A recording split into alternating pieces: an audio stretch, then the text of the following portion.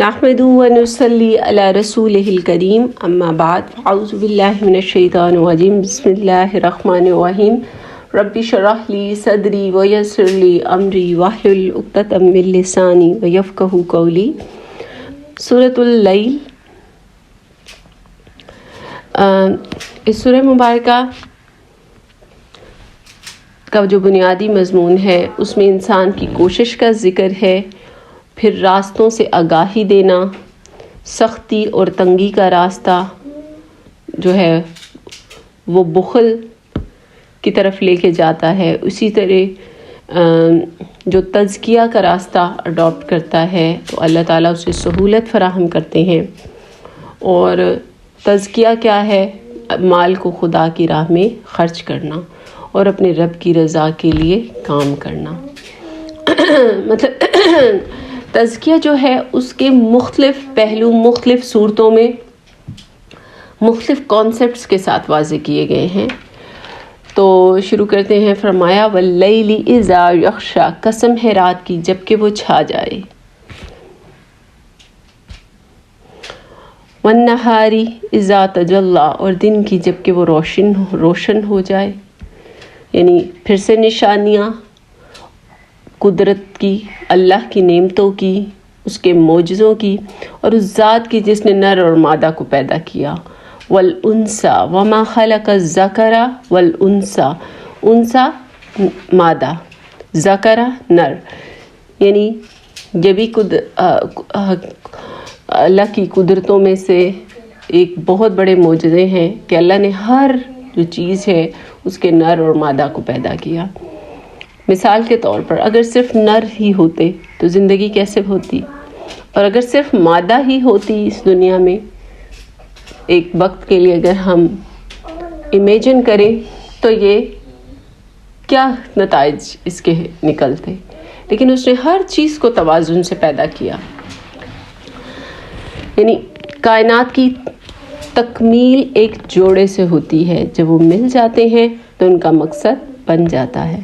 یعنی اللہ نے کائنات کی تخلیق ایسے کی کہ اس میں ہر جگہ جوڑا ہے، اور جب تک ایک حصہ جو ہے وہ رہتا ہے تو وہ مختلف قسم کی کشمکش اور چیزوں میں مبتلا رہتا ہے، لیکن جیسے ہی وہ دوسرا اپنا پارٹ حاصل کر لیتا ہے تو اس کی تکمیل کا مقصد جو ہے وہ مکمل ہو جاتا ہے۔ یعنی نیکی، شریعت، دین، رغبت خداوندی، یہ سب جو ہے اس کے حصول کے لیے اللہ تعالیٰ نے ہر چیز کو منظم طریقے سے پیدا کیا۔ تو جس نے راہ خدا میں مال دیا اور خدا کی نافرمانی سے پرہیز کیا، وصدق بالحسنی، اور بھلائی کو سچ مانا۔ بھلائی کیا ہے؟ نیکی کیا ہے؟ بھلائی یہ ہے کہ کھلے دل سے اپنا مال جتنا ہو سکے اللہ کی راہ میں دینا، اس کے بندوں کے حقوق ادا کرنا، اور خلق خدا کی مدد کرنے کے کاموں میں مصروف رہنا، دل میں خدا کا خوف ہونا، وہ اخلاق، اعمال، معاشرت، معیشت، غرض اپنی زندگی کے ہر شعبے میں ان کاموں سے پرہیز کرنا جو اللہ کو ناپسند ہے۔ بھلائی بہت وسیع معنی رکھتا ہے، مثلاً اس میں اخلاق اور اعمال، ان سب کی بھلائی، کفر کو چھوڑنا۔ پھر فرمایا اس کو ہم آسان راستے کے لیے سہولت دیتے ہیں۔ کس کو؟ جس نے بھلائی کا راستہ اختیار کیا۔ یعنی جو انسان اللہ کے راستے پر چلنا چاہتا ہے، اپنی اصلاح چاہتا ہے، یعنی خشیت صرف انہی لوگوں کو حاصل ہوتی ہے جو خشیت کی خواہش رکھتے ہیں، اور اپنے رب کے آگے وہی جھکتے ہیں جو خشیت رکھتے ہیں۔ یہ ساری فلسفی جو ہے وہ انٹر لنکڈ ہے کہ جیسے جیسے انسان اپنے رب کی طرف جھکتا ہے، جتنی خواہش اس کی بڑھتی ہے اتنا ہی اللہ اس کے رستوں کو آسان بنا دیتے ہیں۔ ظاہر بات یہ ہے کہ جو آدمی اپنا مال خدا کی راہ میں صرف کرتا ہے اور نیک حسن سلوک رکھتا ہے تو اس کا مقصد جو ہے وہ اس کے اندر تقوی پیدا کرتا ہے، اور یہ جو تقوی ہے اسے اپنے رب سے جا ملاتا ہے۔ اور اسی طرح اس آیت کو سورہ مریم میں اس طرح بیان کیا گیا ہے کہ یقیناً جو لوگ ایمان لائے اور جنہوں نے نیک عمل کیے، رحمان ان کے لیے دلوں میں محبت پیدا کر دے گا۔ پھر فرمایا، یعنی پوری فلسفی ایسے ہے، شریعت کیا ہے؟ تقوی اختیار کیا جائے، سچ کو اور حق کو مانا جائے، اور جو یہ سب کرے گا اللہ اس کو سہولت دیں گے اس راستے کے حصول کے لیے۔ کس راستے کے؟ تقوی حاصل کرنے کے لیے۔ اور پھر اب بھلائی اور تقوی یہ انٹرلنکڈ ہے۔ دوسرا کانسیپٹ اب سٹارٹ ہو رہا ہے جس میں بھلائی کو جھٹلایا، وَكَذَّبَ بِالْحُسْنَى۔ حسنہ کیا ہے یہاں پر؟ یہ بھی سمجھ، ہر اچھی بات، ہر اچھا عمل، جیسے ہم نے پیچھے نیکی کے عمل کی تعریف دیکھی کہ اس میں کون سے پہلو ہو سکتے ہیں، یعنی جھٹلایا کیا؟ بخیل ہوا، یعنی موٹیویٹ نہ کیا اچھائیوں کو، خرچ نہ کیا یتیموں پر۔ بخل سے مراد ہے کہ نیکی کے کاموں میں بددلی کا مظاہرہ کیا اور تفریحوں میں اپنا ٹائم ضائع کیا، شہرت، نام و نمود اور اس طرح کی جو معاملات ہیں اس میں مشغولیت اختیار کی، اور ڈسکریج کیا، ہر نیکی کے کام کو ڈسکریج کیا، یہ بھی شامل ہے۔ بعض دفعہ ہم برائی تو نہیں کرتے لیکن نیکی کے کاموں کو انکریج بھی نہیں کرتے، مطلب ہم اس کے لیے بخل رکھتے ہیں، ہمارا دل چھوٹا ہوتا ہے کہ ہم تو نیکی نہیں کرتے اور دوسرا بھی نہ کرے۔ اس کو ہم سخت راستے کے لیے سہولت دیں گے۔ یعنی سخت راستے کے لیے سہولت کیا ہے؟ کہ اس کے لیے برائی کا جو راستہ ہے، خواری کا اور ذلیل اور رسوائی کا اور دنیا کی چاہ کا اور دنیا کی ہوس کا جو راستہ ہے، اس کی سہولت دیں گے کہ اس کے لیے دنیا کو کھول دیں گے، اور دنیا کے راستے اس کے لیے ہموار کرتے جائیں گے۔ یہ آیت بڑی گہری فلسفی۔ ہم بعض دفعہ سوچتے ہیں کہ میرے پاس دنیا میں رب نے سب دیا، اس کا مطلب یہ ہے میں بہترین ہوں، میں اپنے رب کا پسندیدہ ہوں۔ لیکن دنیا میں جو آسائشیں ہیں، اس چیز کی بھی تردید کرتی ہے آیت کہ جیسے ہم مشکلات میں مبتلا ہوتے ہیں اور ایک مشکل راستے پر چل رہے ہوتے ہیں، تو اللہ انسان کو جو اچھائی کے راستے پہ چلنا چاہ رہا ہے، اللہ اس کو اس راستے میں سہولت مہیا کرتے ہیں۔ اس کے لیے مشکلیں تو ڈیفینیٹلی، یہ دنیا ہے ہی آزمائش، اس دنیا میں سکون ہے ہی نہیں ان لوگوں کے لیے جو واقعی اسے آزمائش سمجھتے ہیں، اور جو لوگ اسے انجوائمنٹ کا سامان سمجھتے ہیں، اللہ ان کے لیے انجوائمنٹ کے راستے آسان بنا دیتے ہیں۔ یہ سب انسان کے کنٹرول میں ہے کہ اس نے اپنے لیے اسرا کا انتخاب کرنا ہے، یسرا کا کرنا ہے۔ فَسَنُيَسِّرُ الْعُسْرَى، کس چیز کا انتخاب کرنا ہے؟ یہ ہر چیز جو ہے وہ اس کے اپنے ہاتھ میں ہے، اور اس کا مال آخر اس کے کس کام آئے گا جب وہ ہلاک ہو جائے گا۔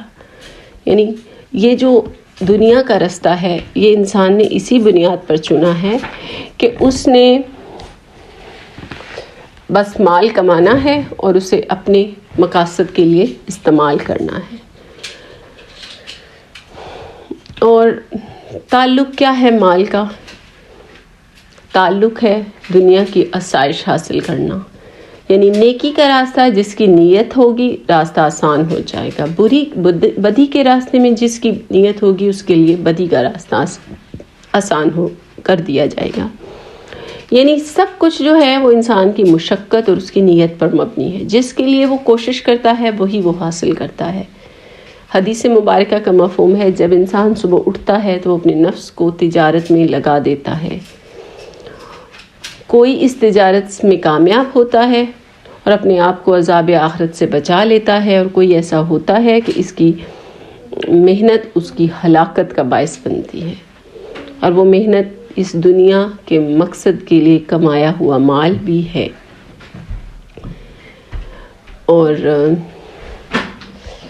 بے شک رستہ بتانا ہمارا ذمہ ہے۔ پھر فرمایا در حقیقت آخرت اور دنیا دونوں کے ہم ہی مالک ہیں، یعنی ہر چیز دنیا میں بھی جو ہو رہی ہے وہ رب کے حکم سے ہو رہی ہے۔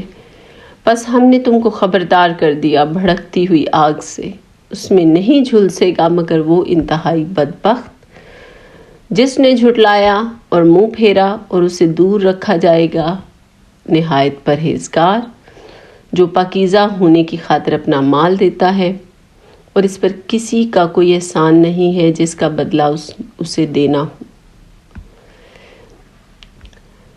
یعنی بھلائی کا رستہ، اس کی سہولت اور مال، یہ تینوں چیزوں کے گرد پوری صورت کا کانسیپٹ ہے کہ جو انسان ہے جو اپنے مال کو، دنیا میں کمائے ہوئے مال کو اللہ کی راہ میں خرچ کرتا ہے، اس کی کیا فضیلت ہے، اور جو اس مال کو اپنے ذاتی مفادات کے لیے یا دنیا کے حصول کے لیے خرچ کرتا ہے، اس کا کیا نتائج ہے۔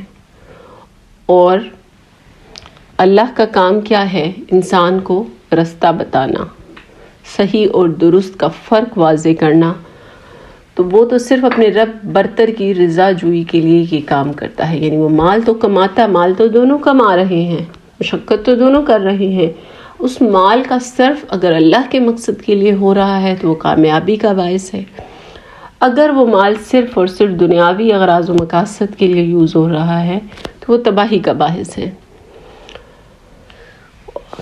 اور جو اس نے خدا کی راہ میں خرچ کیا ضرور وہ اس سے خوش ہوگا۔ یعنی مال خرچ کرنے کی نیت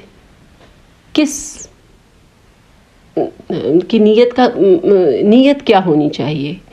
آخر میں یہ بھی ہے کہ انسان جو ہے اس کے مال خرچنے کے ذرائع جیسے کہ کھانا کھلانا، غریبوں کو صدقہ دینا، مسکین کی مدد کرنا، مطلب انسان کا جو مال ہے وہ بھلائی کی طرف بھی اسے لے کے جا سکتا ہے، اور جب بھلائی کرتا ہے تقویٰ پیدا ہوتا ہے، تزکیہ کی طرف لے کے جاتا ہے۔ دوسری طرف یہی مال اسے بخل اور برائی میں مبتلا کر سکتا ہے جو کہ اسے جہنم کی طرف لے جاتا ہے۔ اسی کے ساتھ سورہ مبارکہ کا اختتام ہوتا ہے۔ اللہ تعالی ہمیں اس کلام کے سمجھنے اور اس پر عمل کرنے کی توفیق عطا فرمائے، آمین۔ سبحانک اللہم و بحمدک اشہد ان لا الہ الا انت استغفرک و اتوب الیک۔ السلام علیکم ورحمۃ اللہ وبرکاتہ۔